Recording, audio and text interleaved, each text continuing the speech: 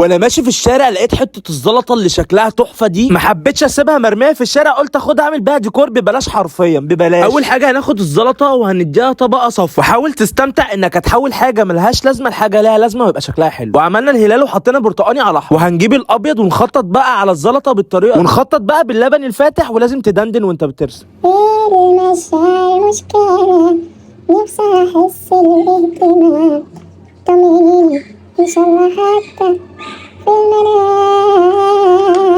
وتخيلوا انكم بترسموا على حاجه بقالها قرون حرفيا، فمتعه الصراحه. لما فرحت لما عاتبت حيرة بين قلبين، تقول الحب غاية أي غاية. وبكده بقى خلصنا التحفه الفنيه اللي في ايدينا دي، وكده خلصت خالص. ايه رايكم؟